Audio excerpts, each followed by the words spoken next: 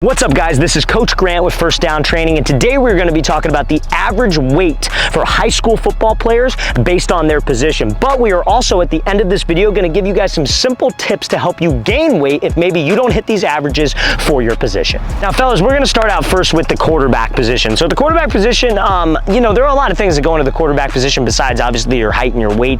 And like we said, once we get towards the end of this video, we'll talk about some things that can help you gain weight at any position. But for QBs, I would say at the high school level, probably 175 pounds, I would say is probably like the average, probably a good weight for you to be at. But again, if you're 175 pounds, you fit the mold, but you can't throw the ball, like, you're not gonna be able to play quarterback. So there's so many other things that go along with the position, but I would say 175 pounds is where you should be. Now also, fellas, if you are a quarterback or wide receiver watching this video, we're gonna get into the rest of these weights in a second and talk about how you can gain weight. But if you would like to train with myself and my staff of coaches, we are gonna be traveling out to 14 different cities across the entire country for 2-day long QB and wide receiver training camps this year, you guys. So next up on our camp tour, we'll be coming out to Phoenix, Arizona. Then we'll be heading out to Charlotte, North Carolina. Then we'll be coming out to Austin, Texas. Those 3 camps, though, you guys, are completely sold out, and the rest of the camps I'm about to list will sell out within the next month, okay? So make sure you take advantage of the fact that we have open spots. After that, we'll be coming out to Las Vegas, Nevada, Seattle, Washington, Chicago, Illinois,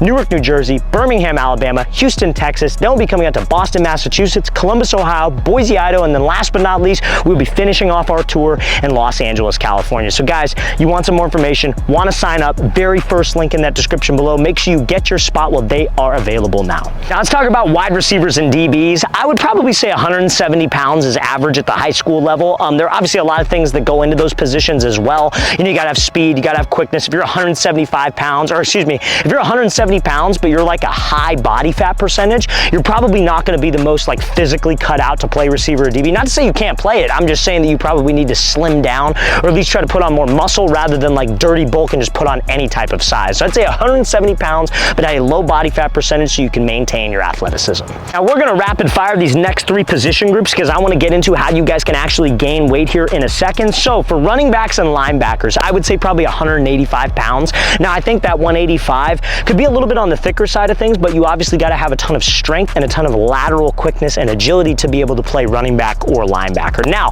offensive line and defensive line, I would say probably like 220 pounds is what I would shoot for. 220 I think is a good gauge for you, just because, and again, there are gonna be some offensive linemen that are heavier than that, maybe some offensive linemen that are lighter than that, but your technique, and especially on the defensive side of the ball, your speed and quickness also will play a role. And then last but not least, tight ends. For tight ends, I would probably say average is about 200 pounds at the high school level, at least the varsity level, so that's something that you can shoot for. So now we're gonna get into 3 simple ways that you can gain weight to improve and at least try to hit these averages this offseason. Now, to gain weight, you guys, there are 3 things that I like to tell athletes to focus on. Number 1 is gonna be staying in a calorie surplus. So what is a calorie surplus? A calorie surplus is where you consume more calories than what you burn on a day-to-day basis. So if you keep stacking days of a calorie surplus, you're gonna see yourself start to gain weight. So how do you keep track of all that, right? So first things first, you gotta look at the food that you're eating. I recommend getting on some type of food routine. Like a lot of people don't really it's what it takes, but a lot of people don't like eating the same thing every day. They're like, oh, I don't know how you do that. Like, I don't eat the same thing every day. Like, guys,